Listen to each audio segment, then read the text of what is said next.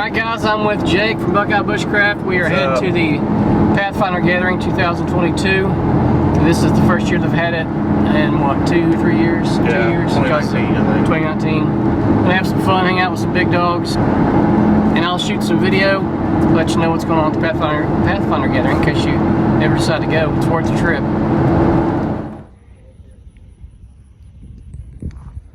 Over there. There's our buddy Jay. What he does is she hand knits those. That is awesome. Now, there's not a sewn stitch in them there. I was like, absolutely, you learn that. So, what? I would just stay where it's cool. You'll be at the basic class next week too, right? What? You'll be at the basic class. Yeah, Okay. they asked me to assist. Okay. Yeah, I'll be take there. pictures and So that basically covers most of the stuff on there and stuff. You're going to start sagging over time with it. But, again, it's pretty much harmless. If you were just going to have one set, honestly, I would probably buy the back strap. It's on the top, which is like the most huge watch band of SD cards, radio. Right, so you can talk from here to Italy with the right radio. Yeah, the right had a really nice curve. You can definitely cover the United States. You're not going to cover with that. So the key to that is the other antenna up here got 2 meters 70 centimeter, and that's local repeater, and it will find the nearest local repeater. I don't have to know what it is. And then I just hit go to that one, and I'm not going to go to that repeater. Then I can start calling and see if I'm listening. My backup plans at that. Well, even like, Go buy some ramen. It's the same thing. but their thing is like, well, I did the after times, I won't care what it tastes like. But my thing is like, you have a choice right now. Yeah. If you're gonna spend $10 on that or this, why would you buy this? Well, even if you don't bet money. Go scan the collection. Huh? At this stuff? Just don't touch it. Wow. do a pass across the back down here too. You can. I can get it from here. Thank you. Wow. 41.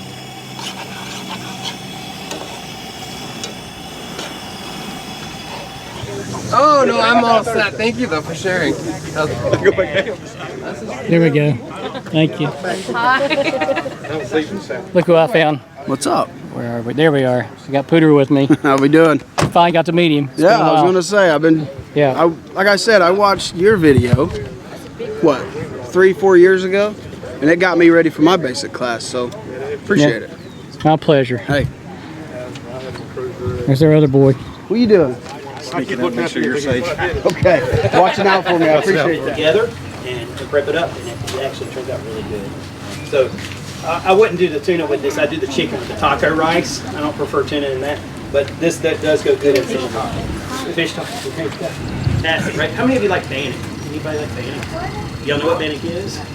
Basically, it's flour and water mixed together, and you can cook it a bunch of different ways. Sometimes. Everybody knows. Okay. 7 o'clock. Round them all up. Okay. Day one, Pathfinder Gathering. Day one for me, actually. So. Jake was here yesterday. Where's Richard at? There he is. Hey, what's up, guys? Yeah, having a good time. Looking around.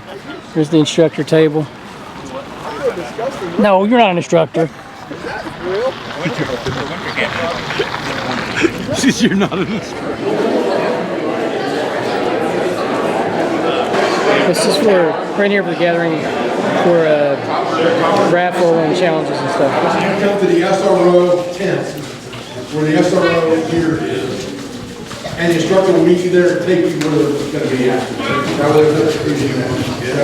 That should fix that problem. All right, the end of day one of the Pathfinder Gathering.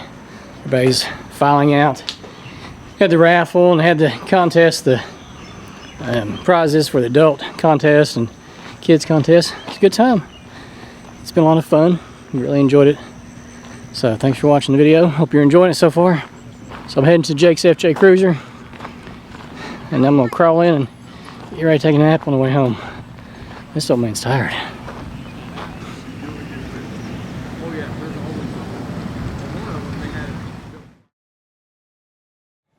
Day two, Pathfinder Gathering.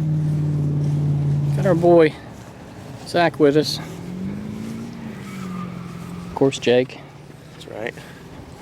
Here we go.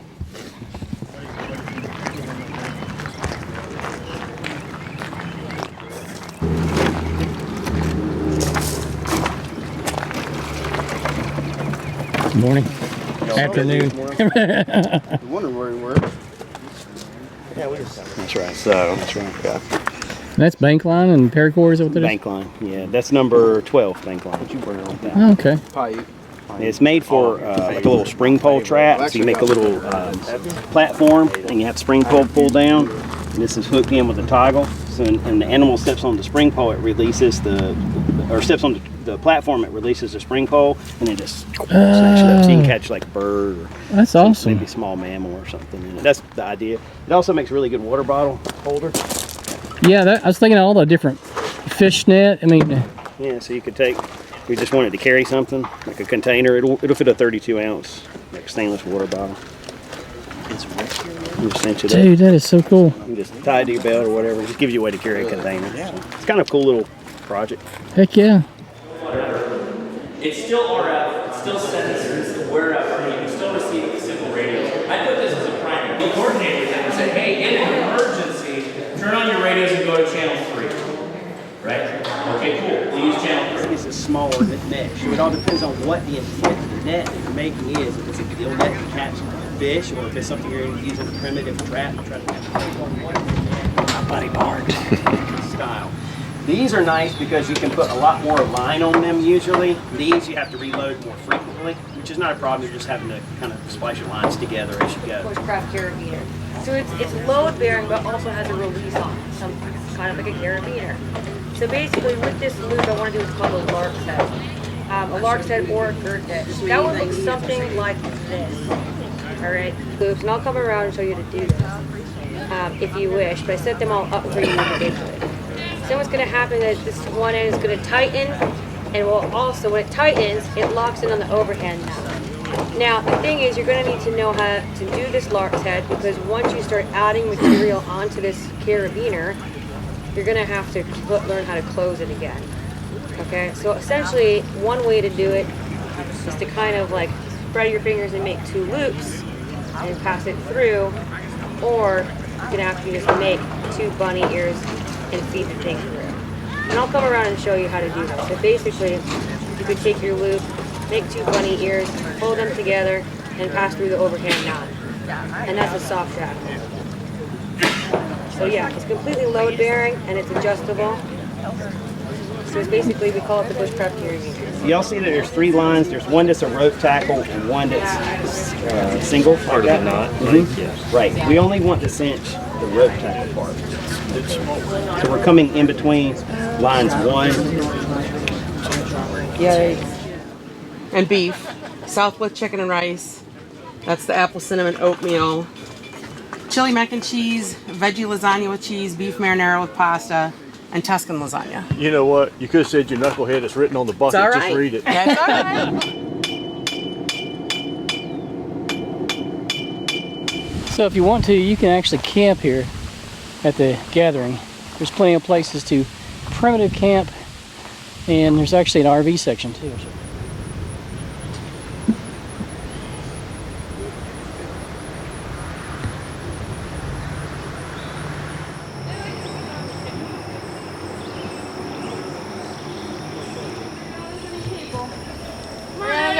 We're gonna cut through and go right back to where we came.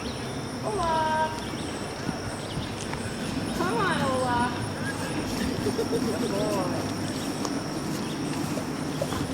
Hey, we're gonna clip them when we get into the main area. It's kind of a rule here. Yeah. They're sort of sick of it. They don't get walked very often. I bring the lead. More for safety. They want to catch you. Hola! It's really good for them. It's an anti-parasitic. Red clover is real high in vitamin C. I don't want you, actually. I changed my mind. I want you.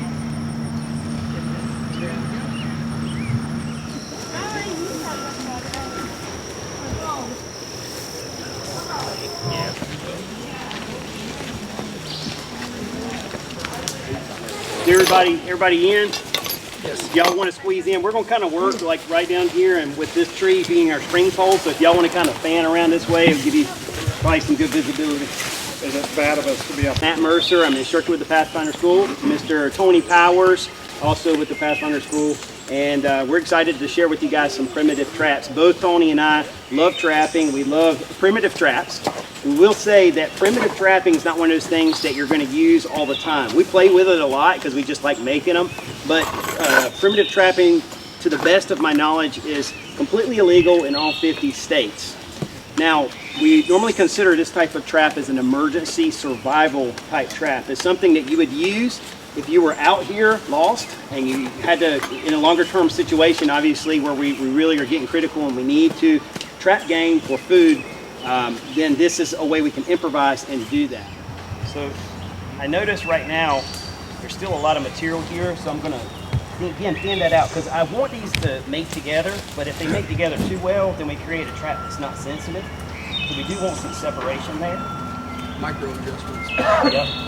And you're going to see us do that over and over. It is very sensitive, and I mean very sensitive. The moment that wildlife touches that stick, it's going to set off. But it's also very finicky, okay? And you'll see that here shortly. But the great thing about these trap triggers is they're normally, it doesn't take too long to carve them.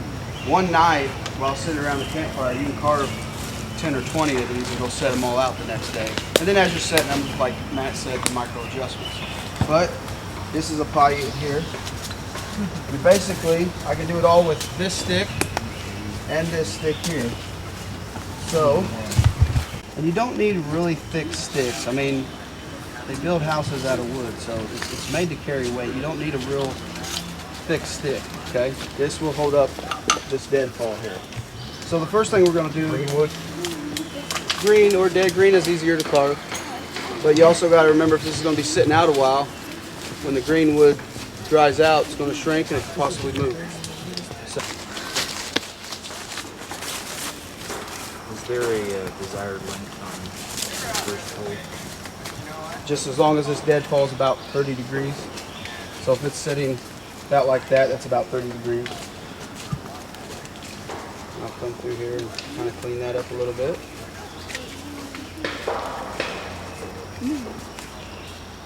Okay, and that's all you do to this stick right here. Now our other one, as you can see, we have a 7-notch right there. We have a little flat spot that I carved out here. And I just put a little tiny V-notch all the way around. That's not necessary, but it's bushcrafty and I have the time.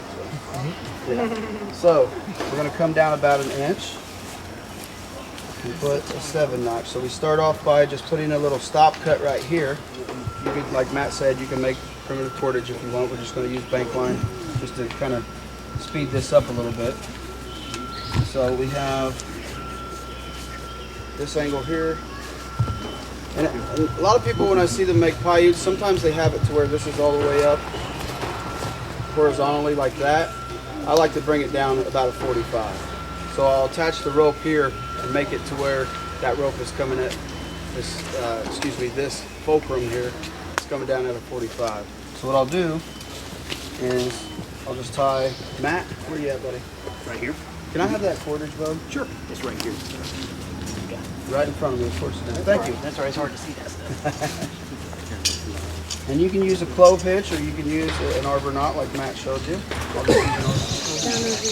Do you just wrap the toggle once? Just wrap it right here. Yep. Just like that. If you guys need to, I'll turn it. I'll take it out of here and I'll show you. So, you really got to get down here for this one. Any sticks getting lodged up underneath there. Now, if this ground is soft, find a piece of bark, find a rock to set this upright on. If not, it's just going to sink in the ground. Okay?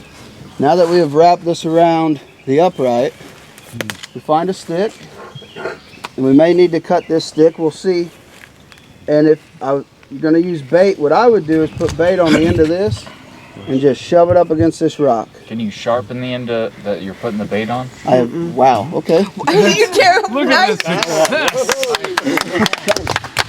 So basically, the rock is putting pressure on this angle here, pulling against this, but it's stopping from here.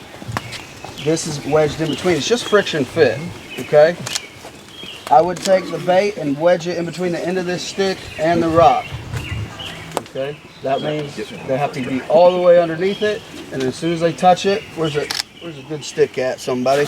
How about that little dude right there? Thank you, sir. So that last stick you put in is wedged against the rock. It's just wedged against the rock, so you want to find something that's rough. Okay. It works well. So it bites on the rock. It bites on the rock. That's why I use a pithy stick. Yeah. Because after you cut it, it's got all these little tiny pieces. You cut it at a bit of an angle then? You can. Okay. You can. So is your bait pressed up against the rock? It's pressed up against the rock. Yep. Or you can slide it in just a little bit. It's all about micro adjustments. You may be able to use the bait to help you actually get it to stick to it.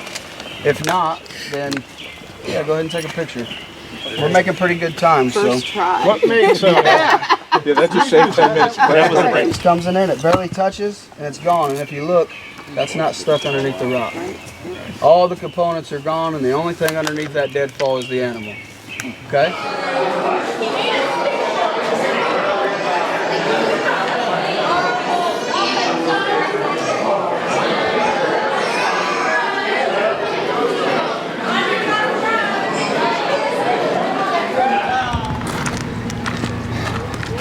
Alright, we are calling it a day and a weekend. They're still going on over there. But we have had enough. We're tired. Gathering was fun. But Time to go home. All good things must come to an end. So, thanks for watching the video. Hope you enjoyed it. And hope you get to make it to a gathering sometime. A lot of fun, a lot of knowledge, a lot of cool gear, a lot of good stuff happening.